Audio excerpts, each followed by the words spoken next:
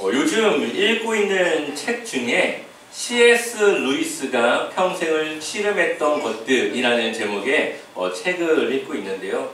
그 책의 한 부분을 보게 되면은 요즘 시대를 사는 사람들은 하나님을 묵상하는데 제한적인 그런 시대를 살아가고 있다는 것을 우리에게 전하고 있습니다. 흔히 우리가 생각하는 중세 시대에는 지금보다 과학과 이성의 발전이 되지 않았지만 그때는 사람들이 하나님을 자신의 삶 속에서 묵상을 했다라는 거죠. 한 가지 예를 들면 우리가 바라보는 저 하늘과 우주를 여러분들은 어떻게 생각하십니까? 과학과 이성이 발달한 지금 시대의 사람들은 우주를 보면 광활한 우주, 끝이 없이 퍼져 있는 우주, 과학적으로 더욱더 파악해야 되고 연구해야 되고 밝혀내야 될 우주라고 생각을 하겠죠. 그나마 교회를 좀 다니고 하나님을 묵상하는 사람이라면 하나님이 창조하신 그 능력이 얼마나 대단한지 그 끝을 알 수 없는 우주를 만드신 하나님의 그 창조의 능력을 찬양할지 모르겠습니다. 근데 과학과 이성이 발전하지 않았던 중세시대의 사람들은 저 하늘과 우주를 보며 하나님의 따뜻한 품을 생각했다는 거죠. 저 하늘에서 해가 뜰 때마다 자신들을 따뜻하게 감싸 안는 하나님의 사랑을 느꼈고요.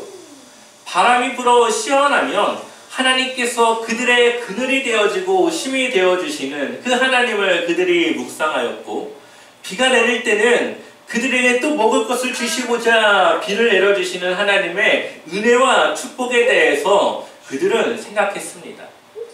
그들에게 있어서 이 자연 모든 것은 하나님의 창조물일 뿐만 아니라 자신들에게 하나님의 사랑을 전해주는 하나님의 사랑이 깃든 곳이었다라고 생각을 했던 것이죠. 하지만 지금 시대는 이성과 과학의 발전으로 이 세상을 바라보는 우리의 시각이 하나님의 따뜻한 품으로 느껴지는 것이 아니라 그냥 하나의 연구의 대상, 우리가 이해하고 더 알아가야 될 그런 대상으로밖에 인식되지 않는 그러한 시대를 살아가는 우리가 하나님을 묵상하는 데에 제한적인 삶을 살아가고 있다라고 말하고 있습니다. 과거 우리가 이 옛날 사람들이 하나님을 또 이 천지를 창조하신 창조물을 어떻게 생각했는지를 잘 이해하기 위해서는 우리가 다윗의 시를 한 편 보면은 알 수가 있습니다. 다윗이 지은 시 중에 이런 시가 있습니다. 하늘이 하나님의 영광을 선포하고 궁창이 그의 손으로 하신 일을 나타내시는도다. 날은 날에게 말하고 밤은 밤에게 지식을 전하니 언어도 없고 말씀도 없으며 들리는 소리도 없으나 그 소리가 온 땅에 통하고 그의 말씀이 세상 끝까지 이르도다. 하나님이 해를 위하여 하늘의 장막을 베푸셨도다.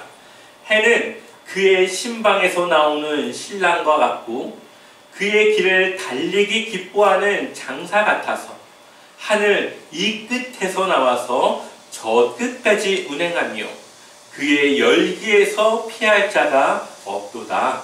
아멘. 시편 19편 1절에서 6절까지의 말씀인데요. 다윗이 세상을 바라보는 눈은 해가 이 끝에서 저 끝까지 다름질을 해서 그 긴 거리를 이동하여 우리가 그 열기에서 하나님의 그 뜨거운 열기에서 피할 자가 없다라고 고백하며 하나님의 이 창조 세계를 찬양하며 그것을 하나님께 영광 올려드리는 이 시를 볼 수가 있습니다.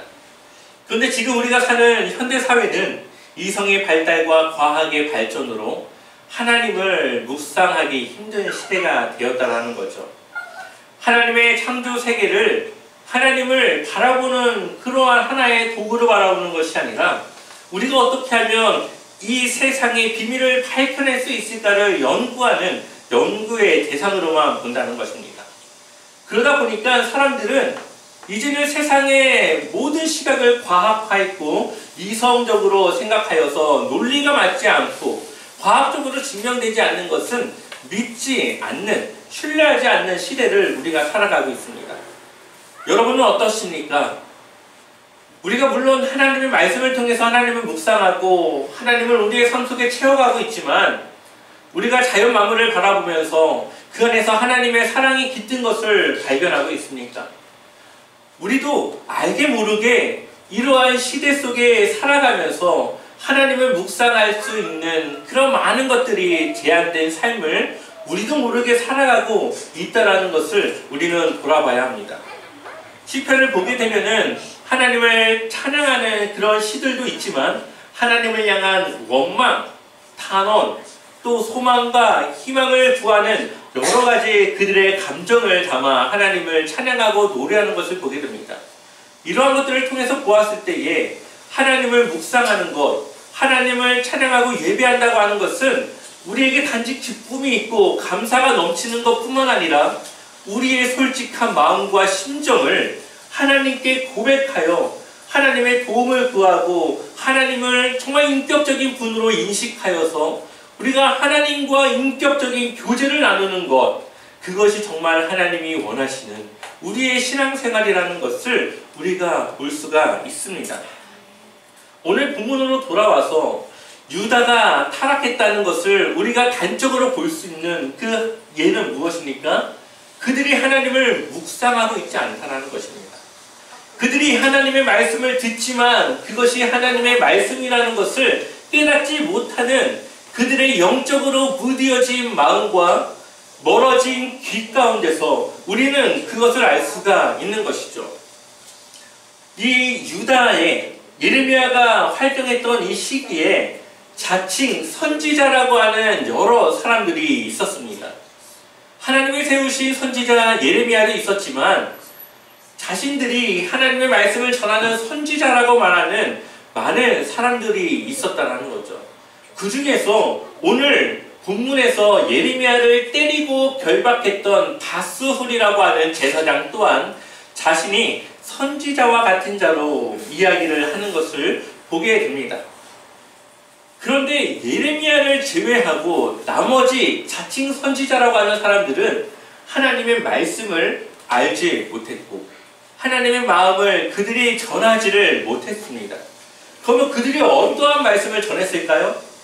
하나님의 말씀이라고 이야기하지만 자기의 생각, 그냥 자기들이 그냥 보았을 때에 그 사람들이 듣고 싶어하는 말들, 그러한 것들을 하나님의 이름이라고 하는 그러한 것들을 통하여서 전했다는 거죠. 사람들의 두려워하는 심리를 이용했고 그러한 심리를 통해서 사람들을 이용해 먹는, 유혹하는 그러한 술수에 불과한 것들이었습니다. 당시 예루살렘 성전은 그들에게 있어서 마치 부적과 같은 장소였습니다. 왜냐하면 그들이 생각할 때 성전은 하나님이 계신 곳이고 하나님이 그 성전에 계시다고 한다면 그 성전이 위치한 이 예루살렘은 절대 무너질 수 없다라고 맹신했기 때문이죠.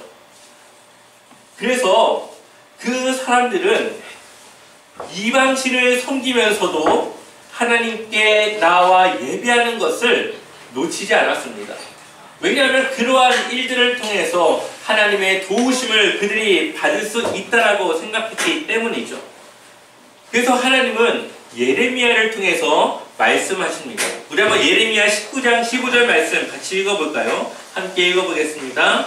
만군의 여호와 이스라엘의 하나님께서 이와 같이 말씀하시되 보라, 내가 이 의성에 대하여 선언한 모든 재앙을 이 성읍과 이 촌락에 내리리니 그들의 목을 곧게 하여 내 말을 듣지 아니하리라 하시니라. 아멘.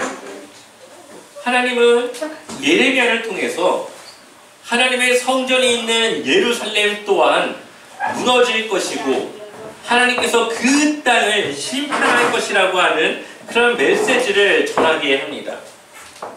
그런데 이 유다 사람들이 생각하는 이 성전이 매우 중요한 곳인데 예레미야가 그 성읍이 예루살렘 성전이 무너지고 하나님의 심판을 당할 것이라고 말하니 그들의 마음이 어떠했을까요? 아마 그런 이야기를 듣고 싶지 않았을 겁니다. 특히나 지금 이 본문에 나오고 있는 바스훌이라고 하는 제사장은 이 성전을 이용해서 또 이 성전을 중요하게 생각하는 사람들의 그 마음과 심리를 이용해서 많은 이익을 취하고 있는데, 하나님이 지켜줘야 될 그 성전이 무너진다라고 말하는 이 예레미야의 말이 그들에게 있어서 얼마나 부정타는 그런 말이었겠습니까? 그러니 예레미야의 그 말을 듣고 그를 잡아다가 그를 때리기도 하고 그를 결박하기도 하는 것이죠. 이러한 모습들이 바로 이 유다가 얼마나 하나님 앞에 타락을 했고 하나님과 얼마나 멀어진, 영적으로 무뎌진 삶을 살아가고 있는가를 우리에게 보여주고 있습니다.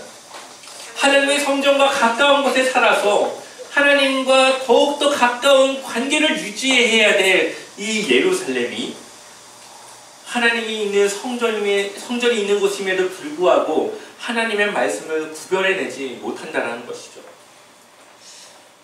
얼마나 사회가 잘못 돌아가고 있습니까? 옳은 이야기를 하는 예레미야는 옳은 이야기 때문에 매를 맞아 심한 고통에 당하여서 하나님께 자신의 생애까지도 저주하지 않습니까? 자신의 그 힘든 그 마음을 하나님께 토로하지 않습니까? 그런데 거짓을 전하고 하나님의 말씀이 아니라 자신의 생각을 통해서 사람들의 마음을 이용해 먹는 그 사람들은 잘 되는 삶을 살아가고 있다는 거죠. 하나님과 상관없이 사는 사람들이 더 잘 되는 그러한 시대가 바로 이 유다의 시대였습니다. 마치 이러한 시대였던 것 같습니다. 예를 들면 많은 사람들이 살고 있는 아파트가 있습니다. 새벽에 한 집에 불이 나가지고 그 불이 점점 크게 번져가고 있었습니다. 한 청년이 그것을 발견하고 맨발로 방에서 뛰어나와 집집마다 문을 두드리며 사람들의 잠을 깨우며 그들에게 얼른 대피하시라고, 불이 나서 지금 생명이 위급한 상황이라고 전하고 있습니다. 다행히 그 청년 덕분에 사람들이 목숨을 구할 수 있었고 그 청년 덕분에 빨리 그 불길에서 나올 수 있었는데, 그 중에 몇몇 사람들이 이 청년에게 따집니다. 왜 자고 있는 나를 깨워가지고 잠을 못 자게 하느냐고. 여러분, 이러한 말을 하는 사람이 있다면 어떻게 할까요? 가서 한 대 때려주고 싶지 않을까요? 자신의 생명을 구해준 이 청년에게 기껏 자신의 그 잠을 좀 깨웠다고 그 청년에게 나무라며 그 청년을 몰아 쏘아붙이는 그 사람에게 정말 이상한 사람이라고 하지 않겠습니까? 마치 예레미야 시대가 그러했습니다. 하나님의 말씀을 듣지 못하고 깨닫지 못하는 그들에게 살 수 있는 길을 예레미야는 전했습니다. 바벨론에 항복하고 그냥 잡혀가십시오. 그것이 여러분의 생명을 구하는 길입니다.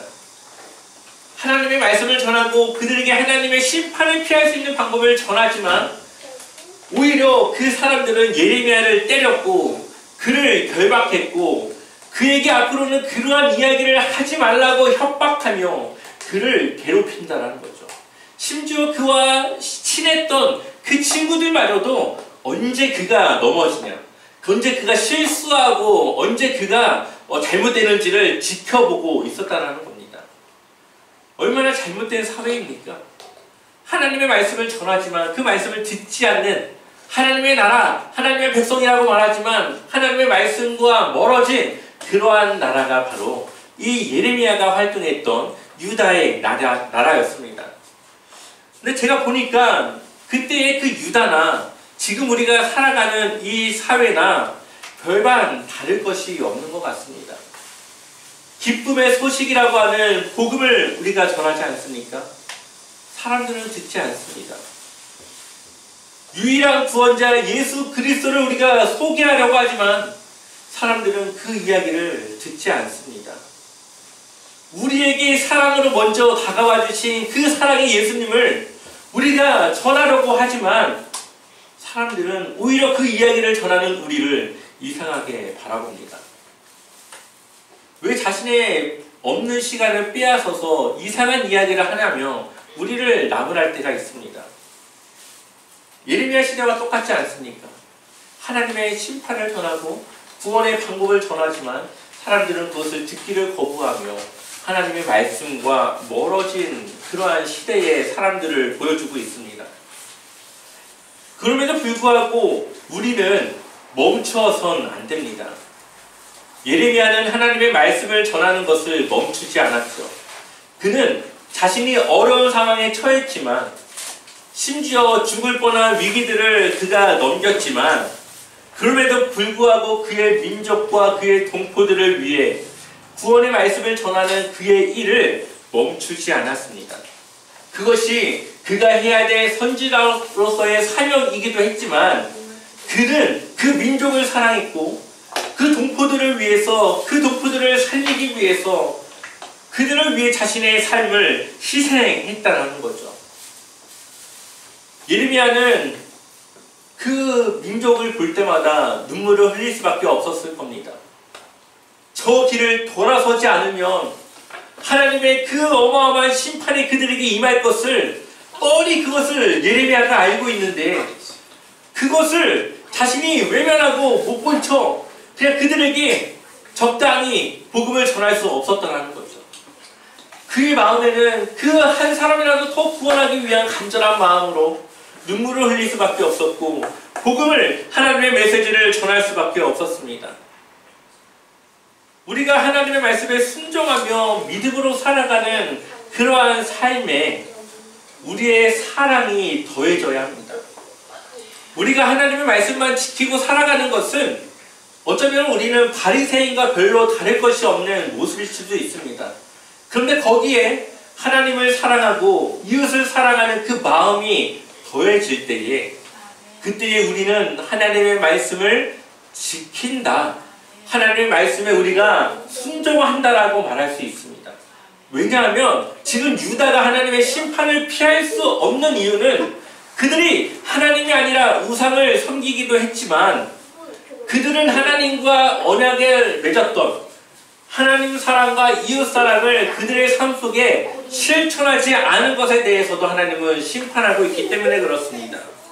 예레미야 22장 13절 이하로 보게 되면은 그들이 잘못한 잘못에 대해서 말하고 있는데요. 한번 우리 읽어볼까요? 예레미야 22장 13절부터 17절까지 좀 길지만 우리 같이 읽어보겠습니다. 함께 읽겠습니다. 불의로 궁전을 짓고 불법으로 문화를 쌓으며 동족을 고용하고도 풍성을 주지 않는 너희에게 화가 미칠 것이다. 내가 살 집을 넓게 지어야지 누각도 크게 만들어야지 하면서 집에 창문을 만들어 달고 백향목 한자로 그 집을 단장하고 붉은색을 칠한다.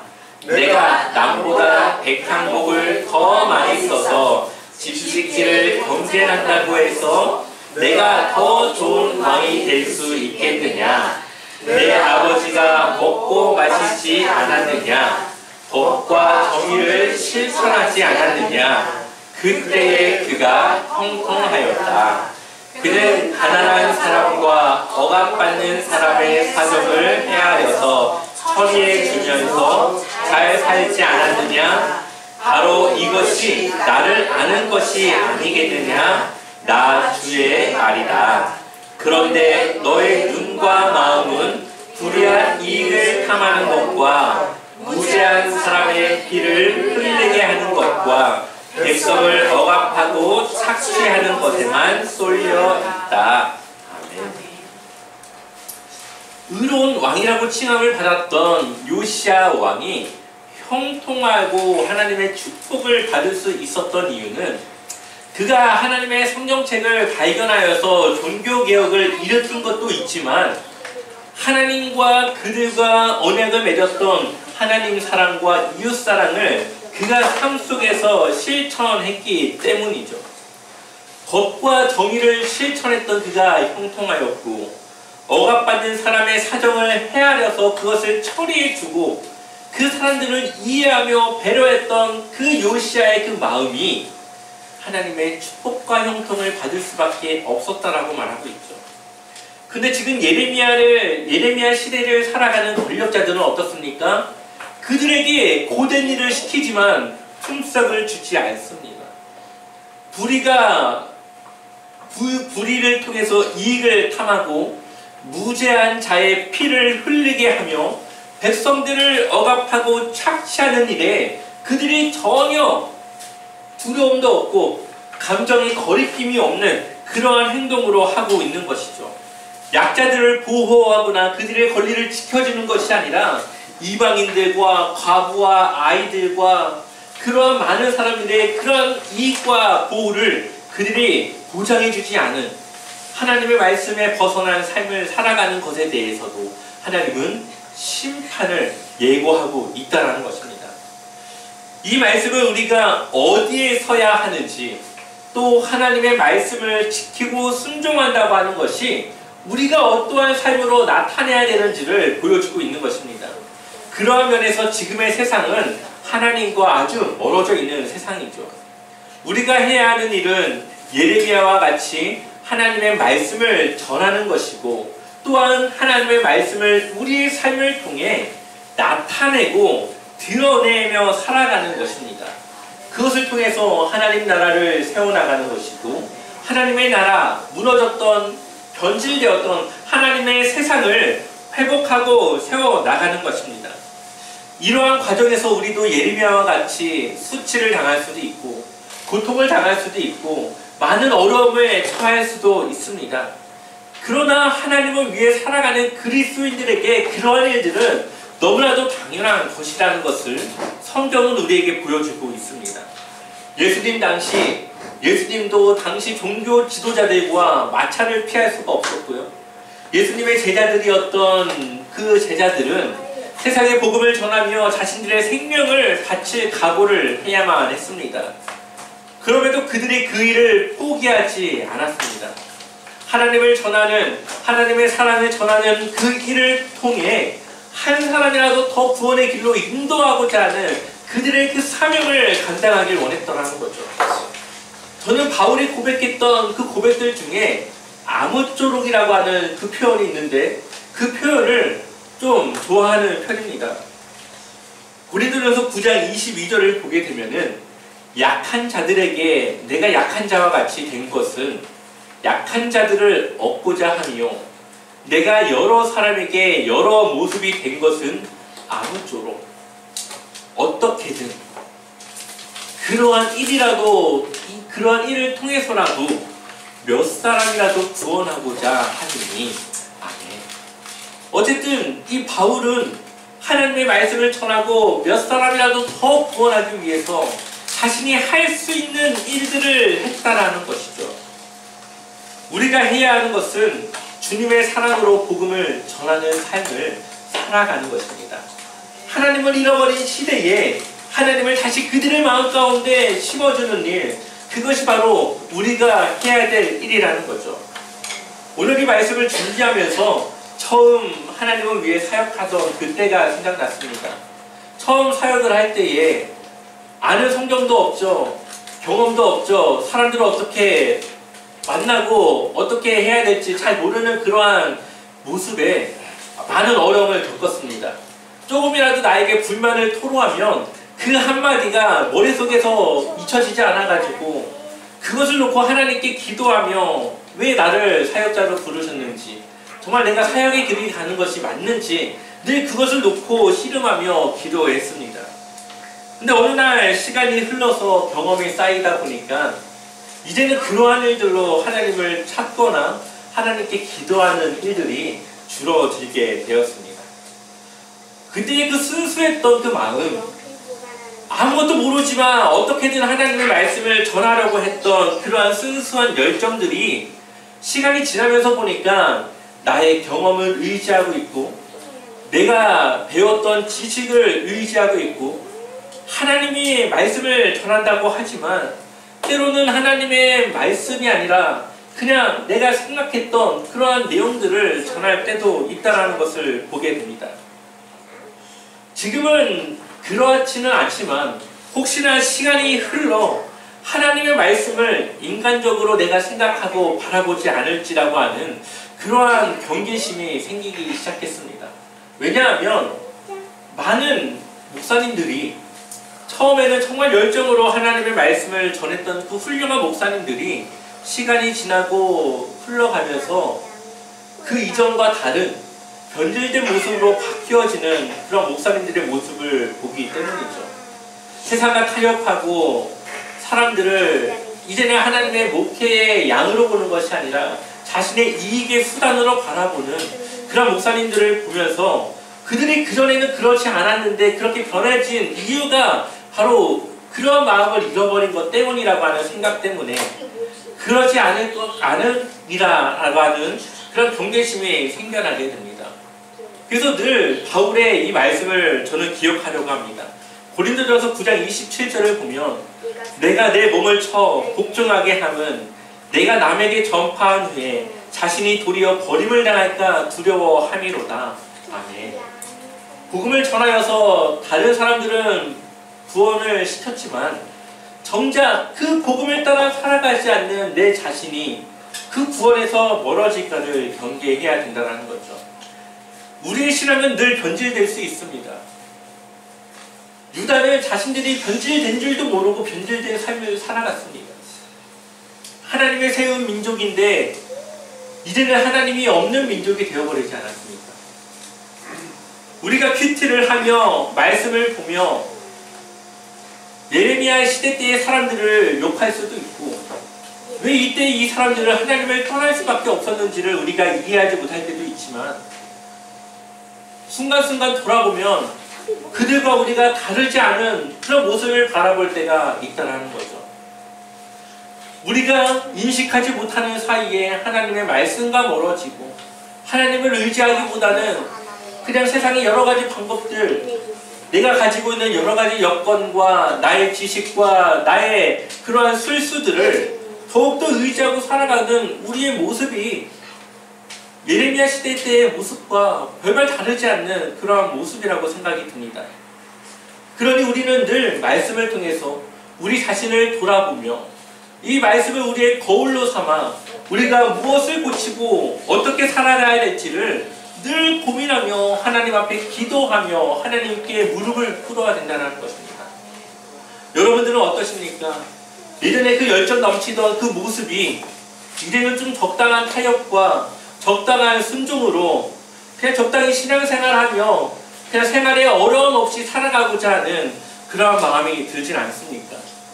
그냥 나 잘 믿고 있으니까 그냥 그걸로 만족하며 살아가면 되지 않겠냐라면서 생각하고 있지는 않습니다. 제가 늘 이 예레미야서를 보면서 느끼는 것은 하나님을 믿는다고 하는 것은 나 한 사람만 잘 되어서는 안 된다라는 것을 보게 됩니다.